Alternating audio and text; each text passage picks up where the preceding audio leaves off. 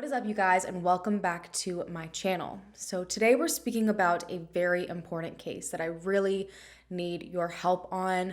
This is about the brutal murder of Saswati Jana from Jamna, West Bengal on May 3rd, 2021. So this case is from India, and I was actually made aware of this case through a family member that has helped me navigate all of this information. Most of what I have to tell you is not readily available online because, unfortunately, from the get-go on this case, a false political spin was put on it that caused a lot of confusion and misinformation, and it left major media outlets basically staying at an arm's length away from this case.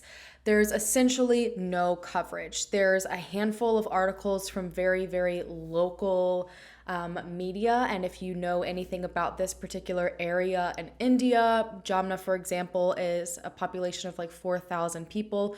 It's very small. Things don't kind of get very far unless there is some sort of larger media covering it. And because of that, and the way the justice system in India works, this case is moving very, very slow, and the family's not able to get access to certain things and resources that they really need to assist them in getting justice for Saswati. Georgia Marie also worked with the family, and she created a video a couple weeks ago as well. Pass this to other creators, can maybe start talking about this because there's kind of a lot of weight on this case and how it could affect future cases afterwards, depending on how it's handled. But before I get into that, I need to say a huge thank you to Skillshare for partnering with me on today's video. Skillshare is an online learning community that brings thousands of inspiring classes right to your fingertips. Whether you want to expand on knowledge that you already have, start a new hobby, or entirely create a new business, there are Skillshare classes that meet you at every single skill level. As a member, you can explore thousands of different topics, things from gardening to social media, music, animation. You can learn about YouTube videos and podcasting. You can join in on live classes as well to connect with really awesome teachers and other like-minded individuals. I personally just took the class Videos for Instagram, Tell an Engaging Story in Less Than a Minute by Halis Narvaez, and this was something that I've actually been dabbling in the past month now. I'm trying to branch out and create these short videos to post on Instagram to hopefully bring people to my channel to raise more awareness on the cases that I cover. But you guys, I'm having a really hard time shortening like an hour-long video into a minute and doing it just the right way to catch the attention of viewers. And this class has helped me a lot work through editing techniques and constructing the story and really giving it the largest bang I can in the 1 minute that I'm allowed. Share is a membership with meaning. It really helps to connect creative minds, really push you forward into opening up new worlds and exploring your creativity. The first 1,000 of my subscribers that clicks the link in the description will get a 1-month free trial of Skillshare so that you can start exploring your creativity today with me. Feel free to list your favorite classes down below so we can all see what you've been enjoying lately. Thank you again to Skillshare for partnering with me on today's video. It's sponsors like them that allow me to make the largest impact I possibly can to families of the victims in these cases that I cover. So now on to the details of Saswati's case. Saswati was 20 years old at the time, and she grew up with her family in Jamna, which is a small village of about 4,000 people, and the whole village is kind of surrounded by rice paddies, and that's where a lot of the village worked. But Saswati was actually in her second year of university at Deborah College, where she was studying nutrition. And she was always an honor student. She was incredibly smart. She was just a really well-rounded individual. She was well-loved by her classmates, well-loved by her family, and she was always known as being a kind individual that wanted to offer a helping hand to anyone that she could. Now, Saswati was a very petite young woman, but despite being petite and her size, she was filled with a lot of spunk. You could always rely on her. She never would hesitate to stand up for what she believed in and demand change. She was always known from the second she was born as being brave. She stood strong in her beliefs, and she was always ready to fight against injustice and fight for a good cause. So at the time, COVID was running rampant, and so many students that she had been attending Deborah College with were kind of forced into remote learning. But unfortunately, this caused a lot of issues. And there seemed to be a big miscommunication between the college and the students because some villages that these students came from didn't have good internet or any internet at all. Sometimes even electricity itself was kind of difficult to come by. And so many of the students were just left to fail, really, and struggle. And the second Saswati heard about this, she kind of jumped into action and went to the college herself. She was the only person that did this and said, look, you have these students that are struggling because they don't have access to the things that they need. And this actually ended up leading to changes for the whole entire student body in order for everyone to be put back on track. And that's just the kind of person that she was. She was not one to just sit down and watch everyone around her struggle. She always would use her voice. Now, while Saswati was a huge member of society, she also played a really big role in supporting her family. Saswati's mother struggled with a heart condition, and without hesitation, Saswati would always step in and get things done around the house, anything to make things easier on her mother. So she was this huge protector. She was a huge helping hand and a voice for those that didn't have one. But she also had really big dreams of her own. Saswati could always be found with a book in her hand. She loved to read. She also loved to sing. She loved to browse the internet, and she wanted to make her own money and save her own money so that she could travel and see the world. She loved the internet and books because it let her explore different places she couldn't see with her own eyes. She always told her family once she could save her own money, she wanted to travel the world. But unfortunately, 3 individuals took Saswati's future away, and they have yet to pay for it. And that is why I'm creating this video today. So on May 3rd, 2021, Saswati and her family enjoyed lunch together at their family home. And at around 2:30 p.m., they finished up, and Saswati, being the helping hand that she was, she offered to clean up all of the dishes. The last person in her family that she spoke to was her father. She asked him where more soap was, and then she went on to clean everything up, and the rest of her family went their separate ways. But at around 4 p.m., Saswati's family noticed that she had not come back from cleaning the dishes. And when they went to look for her and call out for her, they noticed that the dishes were only halfway done, and it appeared that for some reason she just stopped and vanished. Now, at the time, the family had hired construction workers to work on the kitchen in their home. And this had been going on for just over a month or so. That particular day, the construction workers had shown up for the first time in 10 days, and they had one new worker with them. There were 2 males and a female. Because there were other individuals in the house, people that were specifically working on the kitchen, the Jana family approached these 3 workers asking if they saw where Saswati was, if she said anything about leaving, just trying to figure out maybe what information they may have. And the female worker, Tapati Patra, looked her father dead in the eye and said, "Oh, she absolutely ran away from the house," repeatedly. Now, Saswati's family right off the bat knew it was a red flag. Saswati would never run away. She loved her family. She loved what she was doing with her life. She loved being in college. She was a very happy individual and had never, ever spoke of anything like running away. And if she had even just gone out to run an errand, she would have told her family that. She never left the house without informing someone of where she was going. So they knew that there was something more going on, and they found it very strange that this one female worker, Tapati Patra, was very persistent on the fact that Saswati ran away from the home. The Jana family began calling friends and family frantically, trying to see if anyone had seen or spoken to Saswati, but nobody had. So they continued their search around the home, eventually heading to a portion of the mud house that had been abandoned for about 2 years. So the family had originally lived in a mud house, and they then went on to build a concrete house in front of the old mud house. No one typically went over to the mud house very often, but just in case, they figured it wouldn't hurt to check. At around 4:30 p.m., Saswati's brother and father noticed that a large storage closet in a portion of the mud house had the door closed and locked. So they grabbed a torch because this area was unlit. There was no electricity to it. It didn't really get any natural light. And they broke the door open and ended up finding Saswati's body inside of the room. She was covered in blood, and her clothing had been ripped off of her with parts of her clothing tied around her neck. They desperately attempted to revive her, but she was already gone. Authorities arrived at the home and found that Saswati had been dead for around an hour, meaning that she was killed shortly after having lunch with her family, so sometime between 2:30 and 3:30.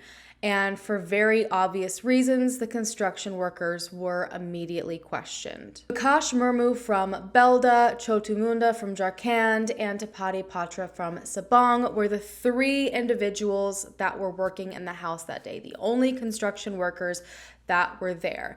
And they kind of knew something was off because Tapati Patra was very adamant again about the fact that Saswati had ran away. And so knowing that Saswati was then found in an abandoned part of the home, it seemed like they were trying to divert attention to outside of the house. Now, these three individuals were still in the house, and police confronted them themselves and asked the two men to take off their shirts. And sure enough, both men were covered in fresh scratches, mud from the floor of the mud house, and also blood. Further searches were happening around the home, and authorities did manage to find that they had all removed their clothing after the attack and disposed of it nearby, and then changed into new clothes before returning to work. When these individuals were being questioned about the murder of Saswati, none of them showed any sort of emotion. None of them showed any sort of remorse. They didn't really put up a fight. It's very strange, in my opinion, how there was just this total lack of caring at all from these individuals. It seemed that they had planned to act out this crime that was obviously planned for some period of time, and then they were going to stay the rest of the day, hoping that that wouldn't draw any suspicion to them, hoping maybe no one caught on that Saswati was not around the house, and then they planned to just leave that day as usual and never come back. Authorities ended up arresting all three individuals and brought them in for questioning. Authorities stated that they all were very lustful, and had they not been arrested that day, they likely would have continued on a rampage. These individuals had done this before. According to all of the confessions they gave to police, including the confession that they did in fact kill Saswati Jana, they had done this numerous times. No one knows an exact amount, but they typically would prey on young women from poor families, usually in smaller villages. They would lure these young women out to the middle of nowhere where they could sexually assault them, kill them, and then dispose of the body. And they kind of traveled around different places doing this so that they could avoid being caught. It would take days sometimes for these bodies to be found, and at that point, no one could really connect anyone to the murders. But they were here with authorities confessing all of these crimes, and authorities were really getting this look into exactly how dangerous these individuals were. Saswati's father went to the police station to file an FIR, which is a first information report. That is basically a criminal complaint document that's given to police against another person. And once that is filed, authorities in India are legally obligated to start investigating. They have to go through the whole 9 yards, everything from collecting evidence, evaluating the crime scene, sending things in for testing, taking statements, the whole 9 yards. And once that is done and an arrest is made, they write up a charge sheet that has to be made up in 90 days from the first information report. And that basically states what they found, what the charges are, and then if that is enough to prove that a crime occurred, it then moves to trial. So that's just kind of like a little background as to how the justice system works in India. So at this point, all three individuals had been accused on the first information report of sexual assault, murder, criminal conspiracy, and also trespassing because they did not have permission to be in any portion of the mud house. They were only supposed to be working on the outside of the kitchen. By 6 p.m. that night, Saswati's body was transported to the hospital and then for an autopsy. And the autopsy really showed the animosity that these individuals showed Saswati. They tortured her. They brutally tortured her. They sexually assaulted her. They strangled her. They mutilated her body. You guys, they broke her nose. They broke her neck. They severely damaged her organs. It was devastating to hear what these individuals did to Saswati. And to also know that they had been in the home for a month, and then having to know and hear the police say that if it hadn't been her, it could have been her mom. It could have been a neighbor that was, too close by. That if they hadn't found Saswati as fast as they did, that they would have gone on and done this to who knows how many other women in the village. It became very clear to the Jana family that this was an organized crime. While the escape afterward obviously had not gone how they had hoped it would, the rest of it really made it seem like they had done this before. They had not been in the home for those 10 days, but when they did show back up, they had a very clear plan in place. Three individuals knew that nobody went into the old mud house. They also knew that that storage closet was unlit. They would be able to use the darkness to their advantage. It was also in a very isolated, further away place in the home, to where not much would be heard of the attack. They brought a weapon with them, so they knew exactly what they were going to do. They also spent so much time analyzing the Jana family, which just makes my skin crawl and my stomach turn. They knew the pattern. They had followed everything for a month at this point. When people typically left the house, when would a female be alone in the house? They saw that Saswati was the smallest, that she was the kindest, she was quiet, she was always willing to help, and they took advantage of her. The family believed that Tapati Patra was given the job of luring Saswati away from the dishes, probably under the guise that they needed help. She needed help with something. She'd more likely trust a female than one of these males, and essentially this female led her straight into the hands of the two men that would brutally torture and kill her. And Tapati Patra the whole time was standing watch to make sure that no one came in the middle of it all. I mean, these people thought to bring new clothes. They thought of where to dispose of the old ones. Every single thing was accounted for, and they did all of this within an hour. Family also started to suspect that someone paid Tapati Patra for her involvement. Now, when authorities took all three individuals in for questioning, they took all of the evidence as well from the home, but they ended up actually leaving behind Tapati Patra's purse. And before being arrested, Tapati made a call to the contractor who they were working under and told him to come and get the money. Now, when he arrived later that night, the family was like, absolutely not. You're not taking any of this. We're handing this over to authorities, and sent him on his way. And when they looked into the bag themselves, they saw that there were two very separate billfolds, like 2 stacks of money, and it was a lot of money. It was way more money than anyone of Tapati Patra's status would have in this particular community. This also led them to believe that the contractor was possibly involved in some way, shape, or form as well. He obviously knew to come and get the money, and apparently all three of these individuals spent most of the day calling the contractor before and after the crime. Fingernail clippings, clothing, DNA, hair samples were taken from every single individual involved, including Saswati, and all of this was supposed to be sent off for forensic testing. But at this point in the investigation, they released all three individuals because a confession is not enough, and the way their justice system is set up, they released them, despite the fact that authorities themselves said these individuals would just keep finding victims. And this horrified the entire community. News of Saswati's murder spread very, very quickly. And in this particular area in Jamna, they have some of the lowest crime rates, especially crime rates against women. Her grandfather, who is 87 years old, said that in his entire lifetime living in that community, he had never seen a crime like this happen before. So now locals were horrified. They didn't want to leave their homes because they were scared the women would just get snatched up in the streets. A lot of them worked in the rice paddies surrounding Jamna, which are just the rice fields, and they'd have to walk on these rural roads, unlit roads in the dark, sometimes by themselves, and they were scared again they were going to fall a victim. And what was even scarier was the fact that Saswati was in the comfort of her own home.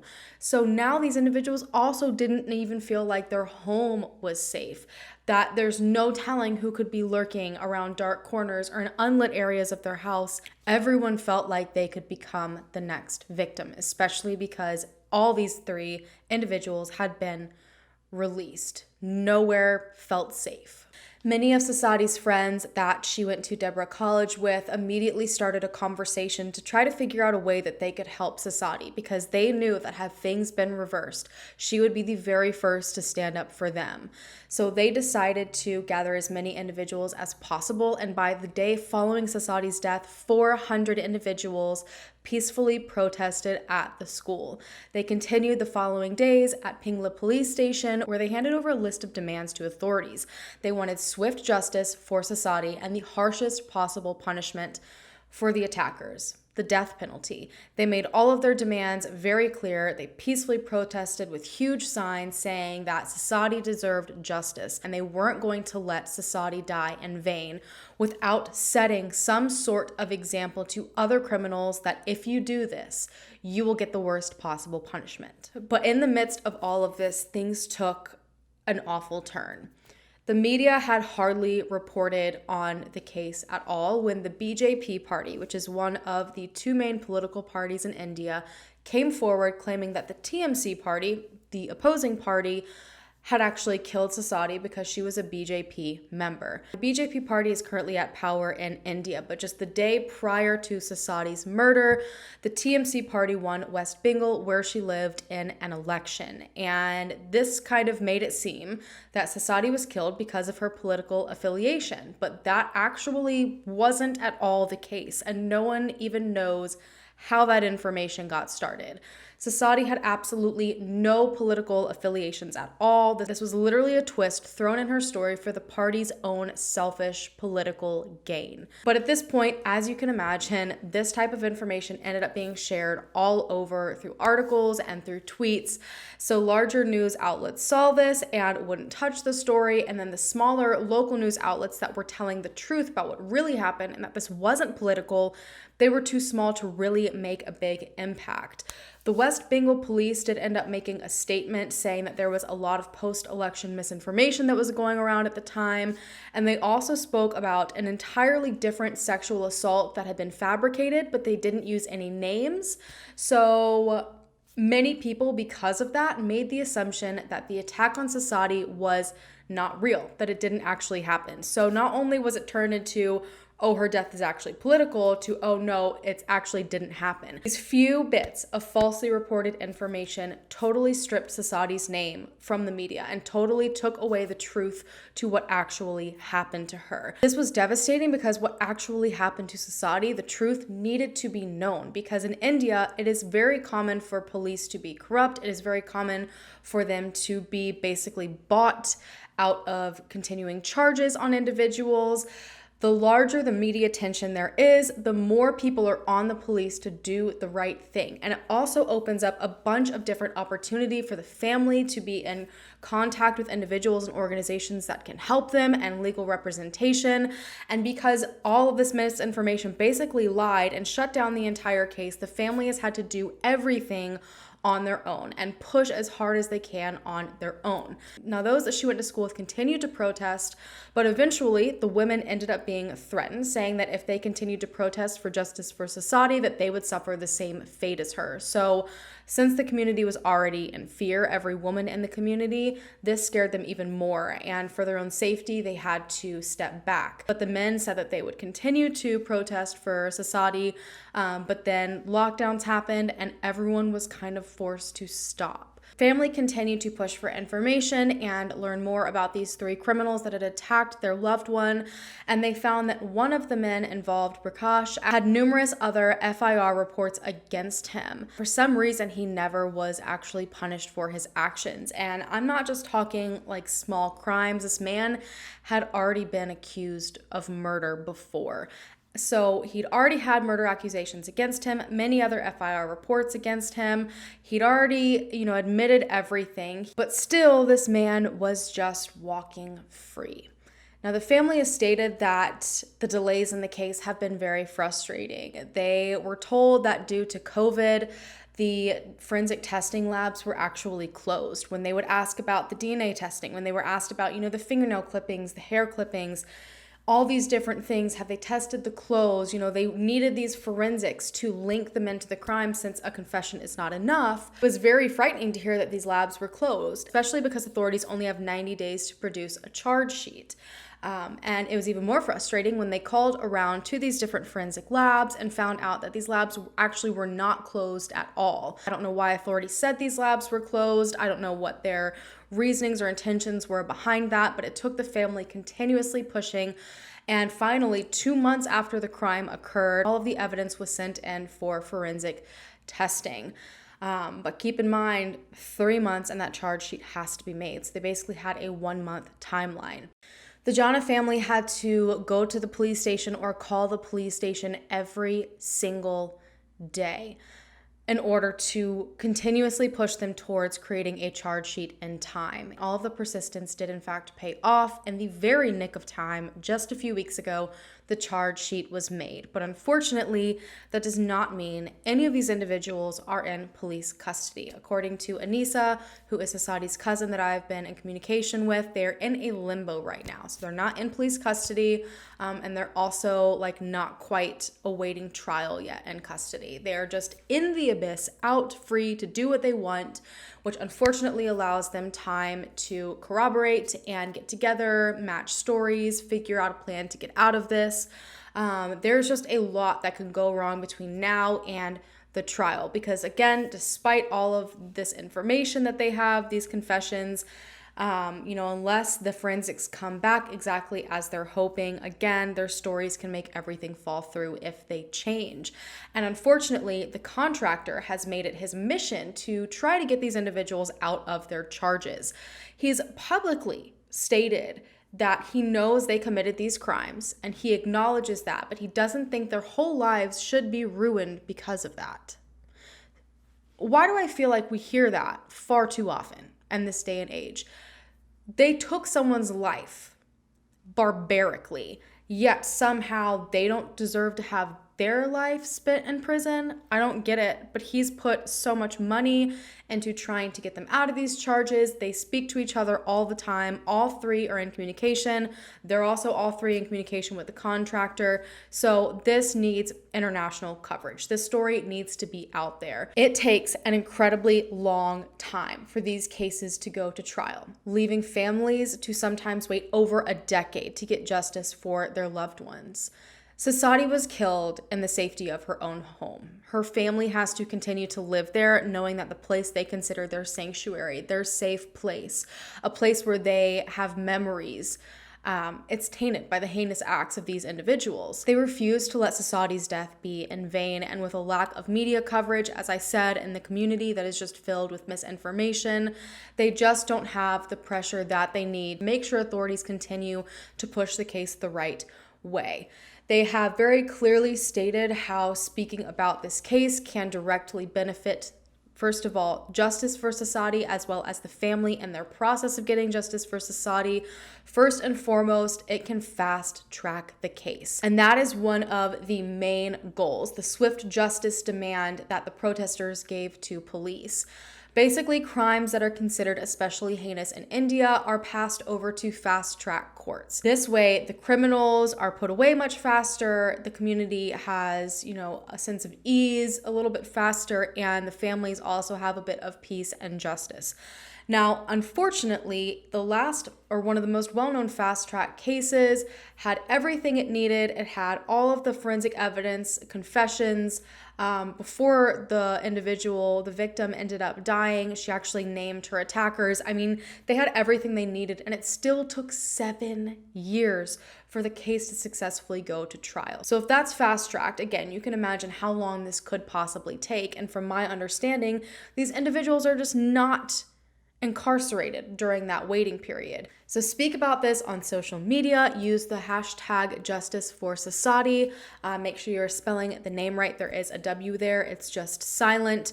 And share this video along with Georgia's video. They have an actual website. This is a huge impact that you can directly make to this case. Sharing it, getting that international coverage, and hopefully shaving a few years off the decade this family is going to have to wait for justice. Sharing it can also, as I said, help the family gain access to all sorts of resources, counseling, legal aid, support from local organizations that specifically are there to help aid families in this situation.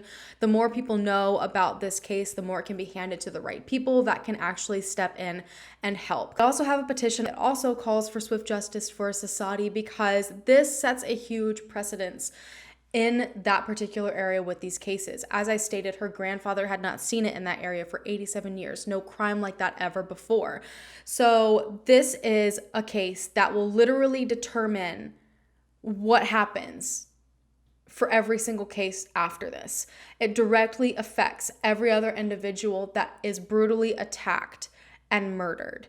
If these 3 criminals get to walk away with a slap on the wrist, that is basically opening the doors for other criminals to see this area as a great place to target, because they will have no fear of the repercussions for what they do. Please take a few moments out of your day to use the hashtag #JusticeForSaswati across all your social media platforms, and also encourage people to sign the petition and either read the brief overview of what exactly happened and what the family and the community is asking for, or lead them to my video where I obviously explain everything that's going on.